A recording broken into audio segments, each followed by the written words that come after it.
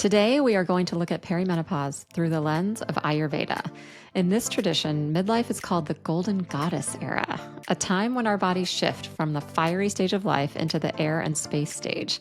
My guest is Heather Grzych, Ayurvedic practitioner, author, and former president of the National Ayurvedic Medical Association. She explains how this life stage shift shows up in symptoms like anxiety and dryness, why food and oils are considered medicine for midlife women, and how simple routines can help us feel more steady, grounded, and ultimately more like ourselves. Yes, please. I'll have some of that. Hello, my friend, and welcome to the Belong Wellness Podcast. I am your host, Jessica Long. I am a health coach specializing in perimenopause, a longtime fitness instructor, mama of two littles, and a wife. If you are a midlife woman wondering what the actual F is going on with your hormones, your emotions, your relationships, your career, and your life in general, then you belong here.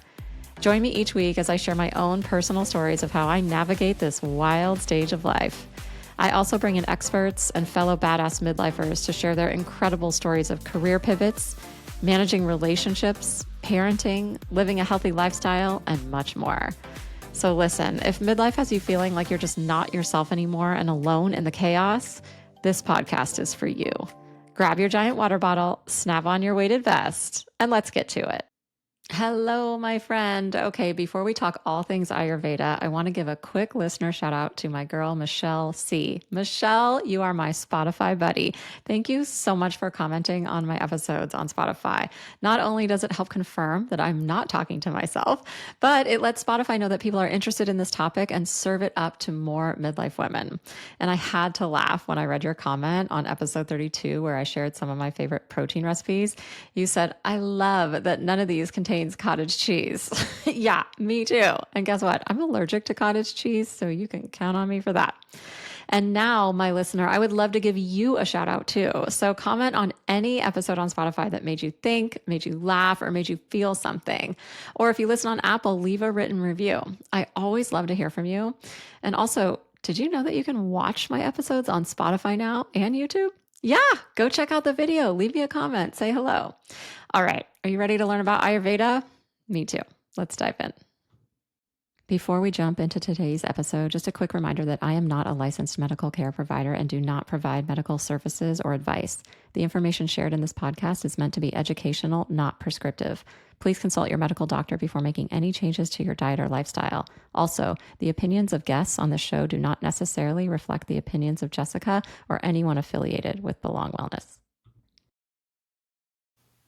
Heather, I look forward to learning a lot from you today. You're an expert in an area that I know very little about. Thanks so much for coming on the show.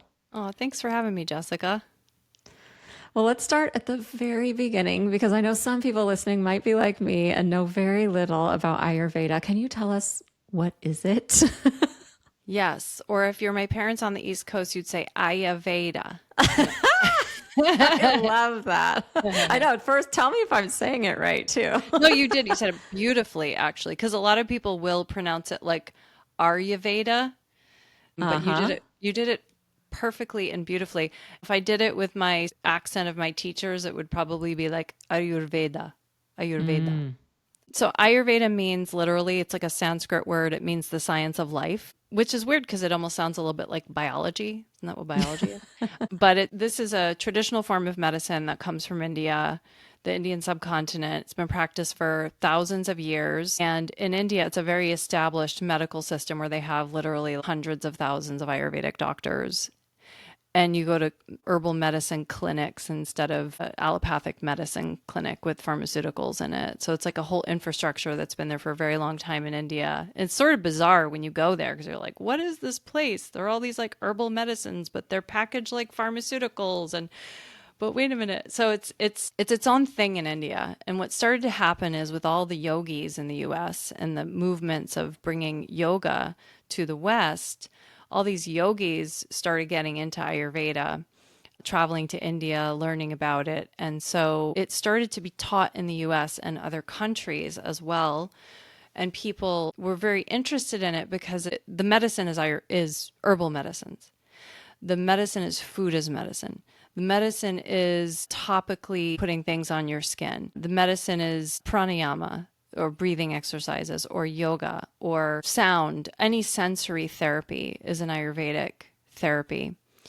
And so it can be quite broad. So the way that it's really manifested here in the US, because of really where our gaps are in our healthcare system, like a lot of people don't get enough time with their doctors. A lot of people don't know how their bodies work. A lot of people don't want to take pharmaceuticals, or they also want some natural solution alongside their pharmaceutical solution or surgical solution. You know, they also want maybe a non-tech solution because people are relying so much on technology to guide their health, but are losing in the process of that this inner awareness that we get to cultivate through things like yoga and meditation, which is important for understanding how to detect things in your body early, to understand where the root causes of things come from, to catch things early so that they don't progress into worse things later. So there's a lot to it, but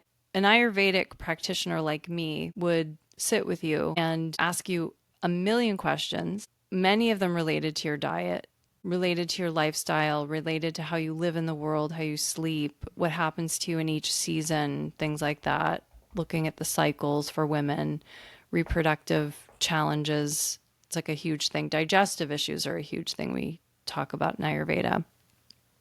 But it's a very old form of medicine. And so, of course, my teachers said this because they were all Indian, but they all said, even acupuncture comes from Ayurveda. It's the mother of all medicines. There's evidence that shows where it traveled across the Asian continent and was taught and adapted. The Chinese really refined it. So a lot of cultures have a indigenous medicine, like even the Native Americans. So all the different Native American peoples of all countries have had a connection with plants, connection with the earth, an awareness of what happens to our bodies differently in each season. I think what really happened with the traditional medicine in India is they just documented the crap out of it. It's just really well preserved.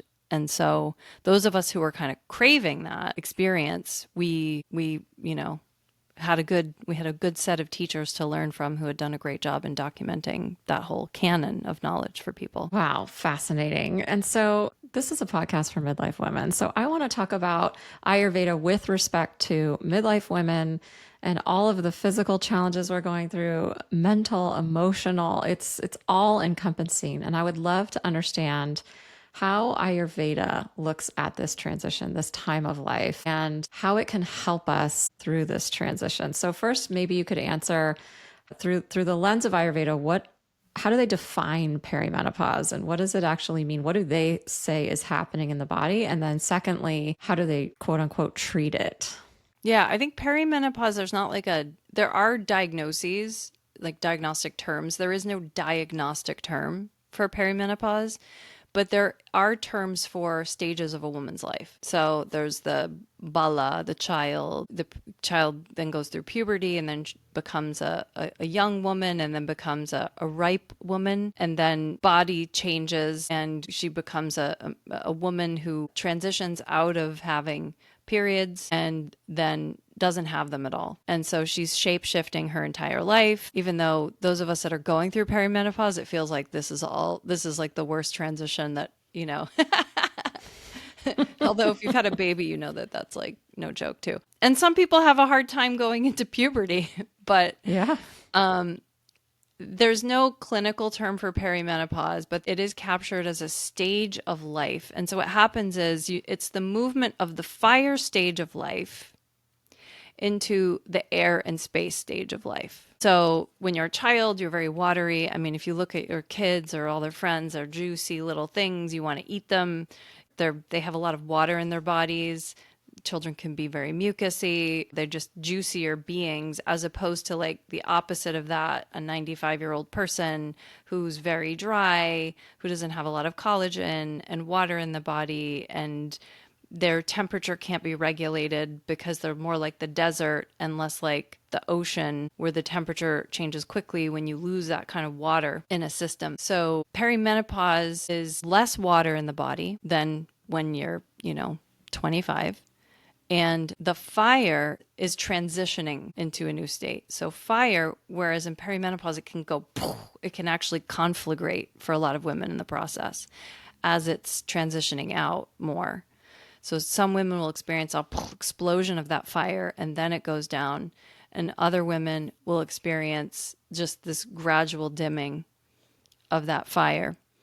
And so what happens when that fire gets affected is the ability to convert the material that you take in through your food or through your sensory experiences is different. That ability to take an apple and have it turn into your left butt cheek, which is the digestive and metabolic process, that process, that conversion transformation power, which is all about fire element, right? Because you need fire to make a clay object in an oven. That fire element gets disrupted. And so a lot of the experiences that women have in perimenopause are a result of more air in space, so more dryness, more spaciness, more anxiety. There's so many different symptoms that people experience, and that's mainly because of this transition from younger and juicier and hotter.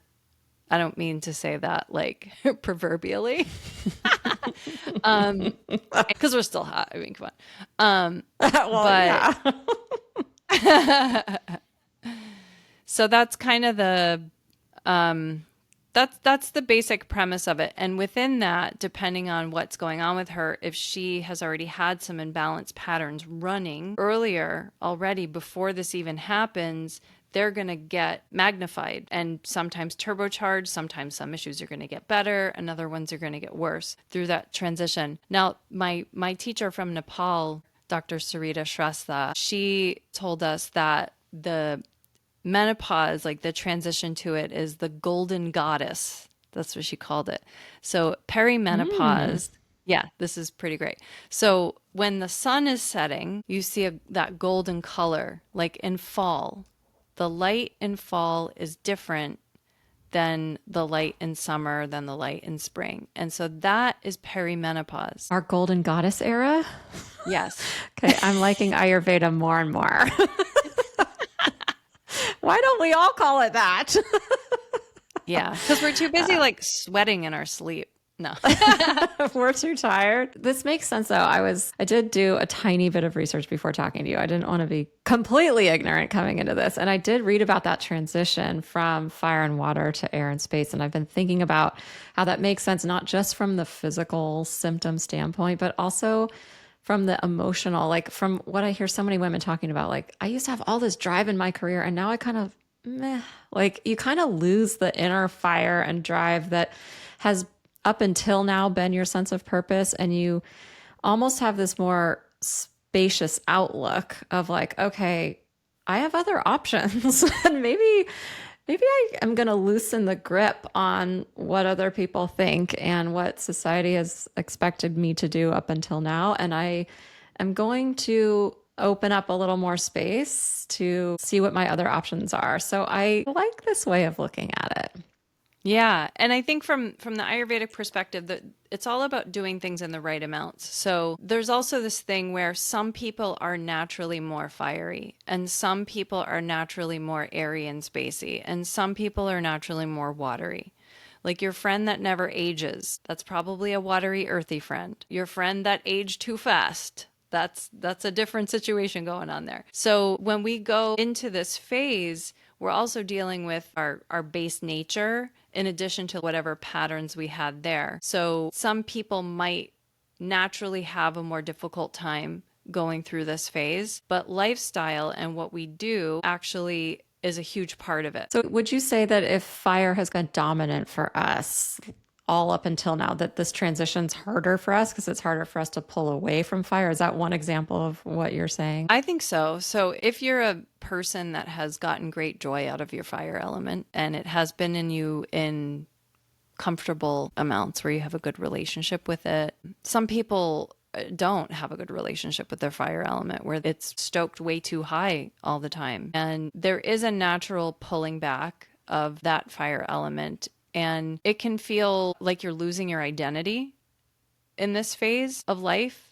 And Indian culture is very much aligned and the spirituality is very much aligned with Ayurveda, where there are certain phases of life where it is assumed that you are going to pull back from your duties, that you are going to become that wandering witch in the woods or whatever. And which, I mean, so it's all about having these things in the right amount, because some people can get too much of that air and that space element, and that can become clinically dangerous for a person to pull away from their life duties, to feel too spacey, to not want to engage with the world. I'm not going to say it's depression necessarily, but it might look like what some people might call that. And certainly people experience a lot of mental health issues during perimenopause. So dealing with this fire element and balancing it with the water elements is a very important thing, and the earth elements during this transition, to make sure it doesn't get too spacey. I can see that. And anxiety too, like so prevalent at this stage of life. And I can see how it's almost like you're untethered or ungrounded and with too much spaciousness. And I can totally see how that would lead to anxiety and the constant worry or fear about what is happening in the future without having the centeredness that you need to bring you back to calm. So if I were a midlife woman coming to see you as an Ayurvedic practitioner saying, okay, I'm in perimenopause, I've got the whole laundry list of symptoms, how can you help me? What would you say? I think it depends on the symptoms. I mean, with Ayurveda, it always depends on the symptoms. And I think that's what makes it like confusing for people to really grasp what Ayurveda is, because there's no like one protocol for everyone. Yeah, people want that because it's quicker and it's easier, right? But it's not necessarily like the thing that's going to work. So when you have, say, high air element experience in a body, there's a lot of dryness, there's a lot of anxiety, there's a lot of irregularity, things, the lack of routine, like jazz music, right? Jazz music, the music is like the beats are unpredictable.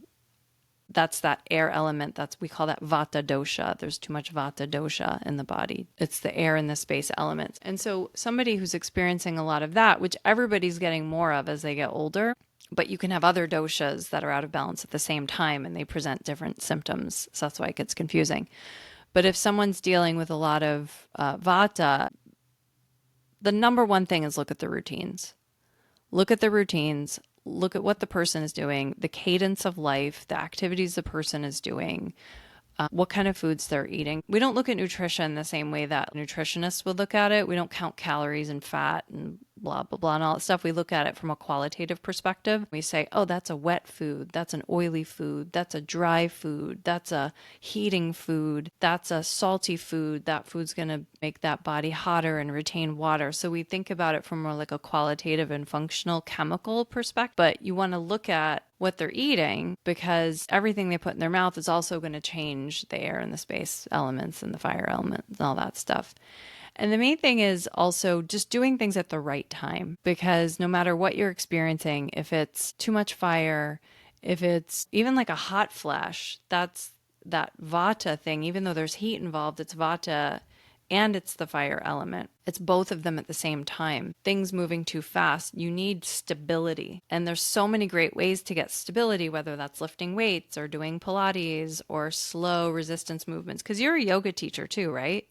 Pilates. Yeah. Oh, Pilates. Okay. Yeah. So, I mean, there's certain movements that are more stabilizing for a body, especially Pilates has those like incredible resistance focus. I think Pilates is just great for this phase of life, actually. So it's different for everyone, but in an Ayurvedic consultation, we do a very deep dive. Like my consultations last first one is usually like anywhere from 90 minutes to 2 hours. And so we're giving consultation on everything from what people are putting into their mouth to how they're exercising to things they should be putting on their skin, what time they should be going to bed, whether or not they should be drinking coffee, alcohol, all those things.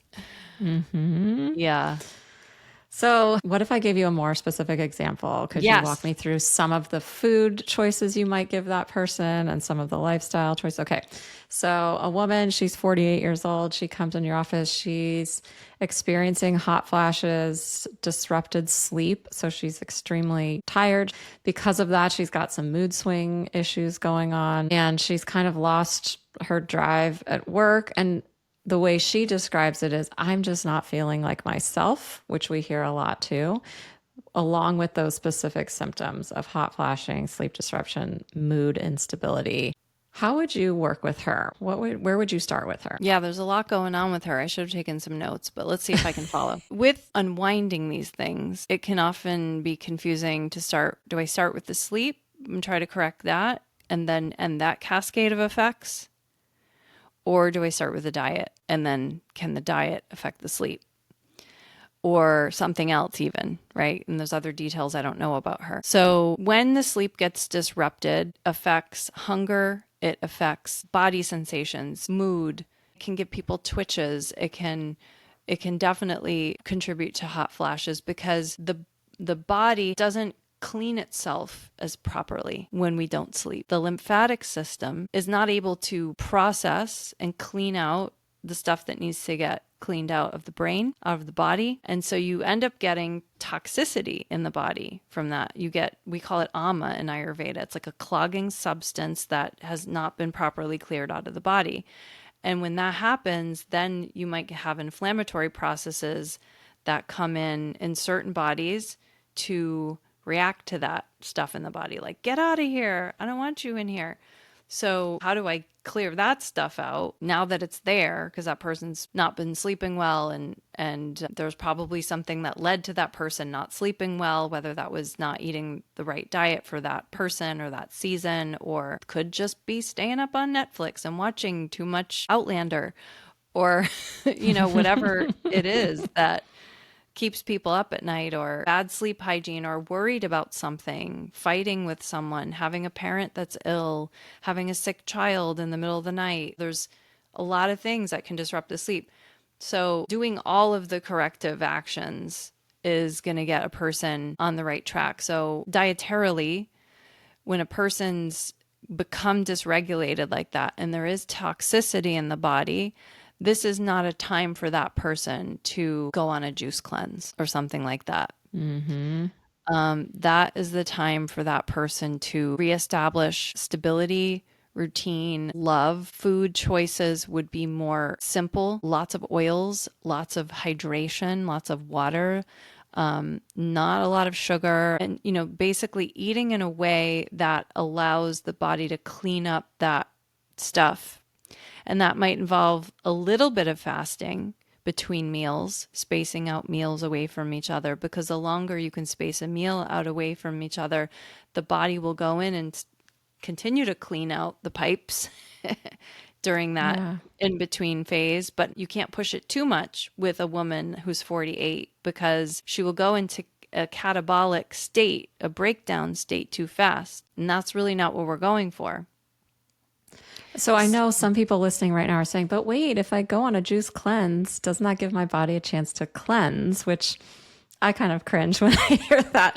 And from my perspective, for a woman going through perimenopause, where your body is experiencing an environment that it's never experienced before, then it's going to put itself into fight or flight because it believes that it's unsafe. So you've got all of that instability from a hormonal perspective going on, not just the quote unquote sex hormones, but there's a cascading effect with other hormones. And so to layer on something like a juice cleanse where you're actually limiting your input and your energy that you're taking in, it's actually going to exacerbate the stress response that your body's having. But tell me from your perspective why you wouldn't want this woman doing a juice cleanse. I mean, it could definitely exacerbate the stress response, especially if it's cold. We're big on temperature in Ayurveda, so we'll always tell everybody, don't eat ice, don't drink ice, don't have ice cream, don't have very cold things. And it's things that have been taught for generations and generations that have been documented in texts from thousands of years ago. So there's not always like a study on PubMed about it, right? But I've looked sometimes and I've been like, well, did someone ever study this? I know my teachers taught me this, but did anyone ever study it? And I found a book that was written in 1930 something. It was called The Wisdom of the Body, which is actually what I ended up naming my podcast after. And this book had a study where they fed a dog ice. And they stuck a tube down its throat and they said, what happens to this dog if we give it ice or this very cold thing? And it turns on its adrenal response. So people do these cold plunges and stuff like that. That has its own effect on the adrenals. And if a person's already stressed, you don't want to do that.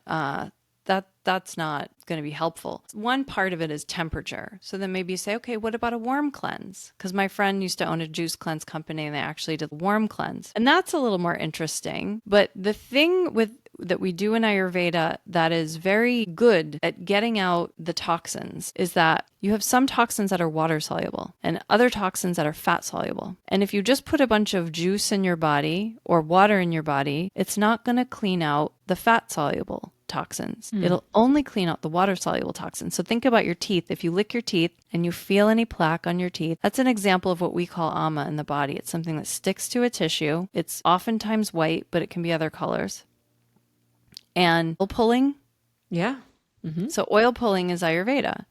So Okay. that comes from Ayurveda. If you put oil in your mouth, it is going to pull off the plaque off your teeth in the same way that scratching it off with a toothbrush would. But you can't scratch your arteries. You can't Right. scratch Your your gut insides. lining. Well, actually, you can scratch your gut lining. You could eat lettuce and popcorn and stuff like that. They call roughage. So what we do in Ayurvedic cleanses is typically there's a multi-stage process. There's a ton of oil drinking in the process and stuff like that. So having oils in your diet regularly, the ketogenic diet is an example of a high oil diet. That can have a lot of benefit for when these toxins have accumulated, but only if that's coupled with clearing that all out. You don't want to just pump a bunch of oil in and not make sure it's clearing out of the body. So then you get, okay, well, if she's constipated, then that's going to be a problem. Or if her digestion is slow, everything's going to back up, that things aren't going to clear out. So the juice cleanse, I think it's good for not having the chocolate, not having the eclair, not having the cake, not having the things that will continue to pile on, but it's not necessarily a balance that's going to result in a change that has any kind of longevity. I was going to say, it sounds like Ayurvedic principles are more about forming good habits that stick with you. It's not about a temporary solution. It's about a whole lifestyle adjustment. Yeah, there's specific interventions that are almost surgical in nature that can be done like at a time. But you don't even want to do those things unless a person has, on either side of that event, stabilized their routines. Like if somebody goes off and does ayahuasca or one of these really intense psychedelic journeys, it's kind of similar. The cleanses that we do in Ayurveda that are very involved, they can be a little bit like psychedelic journeys. And so there has to be a sense of integration. There has to be a sense of this is my lifestyle. I'm not checking out of this thing and disrupting everything. This is my new normal now. Okay. So we talked about for our client. What's her working on name, by the way? sleep. Can we give her a name? Let's call Josie? her. Sure. I love it. So we talked Josie. about inflammation that might be happening in her body, looking into oily foods, sleep hygiene. Is there anything else that we haven't discussed yet? Yeah, I mean, anything that comes into the senses. So even on the skin, the sense of touch. And I just want to give everybody the top tip for perimenopause that I would give people Okay. is slather oil all over your body. Okay. What kind of oil? Because we're moving into that drier stage of life, people are going to experience all kinds of dryness, whether that's their, skin on their, face, their cutaneous skin, whether that's their mucosal skin in the vaginal lining. Some people are going to start to experience dryness up the nasal passages. You're going to get dry in a lot of different places as you get older. And when you get more dry, it can increase that sense of ungroundedness and increase that sense of anxiety. And when you put oil on your body, it helps calm you. And it's like when you have a wire in your electricity and it has this like wrapping around it to ground the wire, to keep the current contained. And that's what oiling your body does too. It helps your energy operate more efficiently. And you don't want to do it too much because you can have some issues if you do it too much, the oiling. But once a week is generally a safe practice for people. Some people can do it more than once a week. I was kind of insane with it when I was in Ayurveda school and I oiled my body every day for 3 days. I'm sorry, for 3 years. 3 years. Every day for 3 years. Very much different. And so extreme that I actually gave myself a lipoma because I was doing it too much, which is a fatty tumor. I had that in my arm. Yeah. So you can do it too much, but that's not going to happen to you. My case was very extreme every day for 3 years. When I do things, I do them kind of crazy. So oiling your body and different oils. I think coconut oil is a great oil for people that tend to get hot. And it's also anti-inflammatory. So if you have like red things on your skin, it's going to calm them down. I recently learned from a woman that I follow on Substack that coconut oil is a great makeup remover, which I don't know how I didn't realize this before. So now I use it every night to remove my makeup before I wash my face. And then I feel like washing my face isn't as drying of an experience as it usually is. And I was recently traveling in the mountains, and the air there is so dry. And I started getting what you were describing, like it's super dry inside my nose. So I would at night remove my makeup with coconut oil and then put some on my pinkies and shove them up my nose. Yeah, you're doing Ayurveda. You say you don't know anything about Ayurveda, but you do. And I think that's what's so cool about it is it sort of like wakes up this part of this common sense part of you, the part of you that's like an animal that can look at a material and go, oh, my body needs that. Let me take that. So coconut oil is a good one for the high fire situation, but if people are very cool, the coconut oil is too cooling for them. And it doesn't penetrate as deeply as other oils because its molecules are bigger. So other oils can penetrate in a little more. Sesame oil is good for people who are very cool. Flower oil is a very nice oil because it's very neutral in temperature. It's a little on the warming side, but it's not heating, whereas sesame oil can be quite heating. And then you put it on before you get in the shower. And then when you take a shower and you let the steam hit your body, it helps the oil kind of like travel and penetrate in through your skin and it'll get into your bloodstream. It'll circulate all the way through. And I think especially coconut oil is a nice one because you need fat. You need oils and you need cholesterol to create estrogen in a body. So that's another beneficial thing for people that are on that lower estrogen pathway of menopause, which happens or perimenopause, which happens in the later phases or can happen in the earlier phases, but definitely happens in the later phases. So oiling your body can also, help your hormones, I think. I don't know that people have studied it, but I'm sure it could if somebody did the study. Fascinating. Yeah, I think a lot of us don't realize that our body synthesizes hormones from protein and fat, cholesterol. So I've never thought about it that way, but that also makes sense as to why our cholesterol elevates naturally during this stage. It's our body's way of trying to synthesize more of what it's losing. It's also because that conversion property is lessened. So, and we didn't talk about this, but it's like a whole other can of worms. Like how do you strengthen, we call it Agni, your metabolic capacity. How do you strengthen your metabolic capacity so that when you eat the thing that has the cholesterol, the precursors to what it's going to make in your body, that your body can convert it? And so we need fire for the conversion. Yes. And we're in this transition where we're transitioning from fire to air and space. So looking for ways to bring fire back in can help us feel more balanced. Is that fair to say?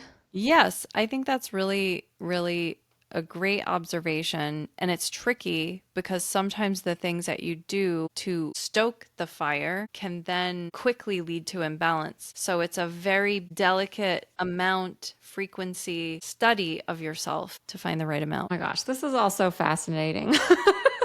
All right.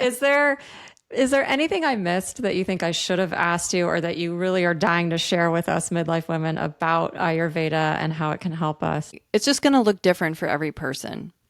So, and I think this is where it gets tricky is if your friend says, oh, this supplement helped me, it might not help you. And I'm not a fan of when people put together herbal formulations and they say, oh, this is the perimenopause formula, because no, everybody's different. Everybody's experiencing something different. So you have to figure out exactly what's going on with you, whether you get your hormones run and that helps you understand it, whether you sit and you take your pulse every morning and you feel your body and you notice how your tissues are changing and you or you meet with a clinical expert in some, field to understand what's happening to you and to start there and to not start with, oh, my friend did this, so I'm going to do this. Always good advice. I mean, I do appreciate sharing stories because at least it gives us somewhere to start and the right questions to ask. But to your point, don't assume just because it worked for her that it's going to work for you. Heather, thank you so much for coming on the show today. I've learned so much in our brief conversation and I see how far you can go with this. I'm just starting to understand the tip of the iceberg. Where can everyone find you if they want to go a little deeper? If somebody's interested in Ayurveda, I'd be happy to do a consultation. You can go to my website, heathergrzych.com. That's Heather, GRZYCH.com. I'll put that in the show notes. Thank you so much for your time today. Yeah, thanks for having me. This was really a wonderful time with you. All right, friends. So today we learned that perimenopause isn't just random chaos. In Ayurveda, it's the golden goddess era. Heather showed us how this stage is really a shift from fire into air and space, which explains why we feel things like hot flashes, dryness, and even anxiety. She reminded us that oils, whether on your skin or in your food, can be grounding and nourishing. And we talked about the power of simple routines and steady movement like Pilates, my personal favorite, to bring balance back into your body. So, did this episode spark something for you? Maybe give you an idea of something new to try? If so, I'd love to hear. Leave a comment on this episode on Spotify or YouTube or on my Instagram post and tell me what you think. Thank you for listening, my fellow golden goddess, and I'll see you next week.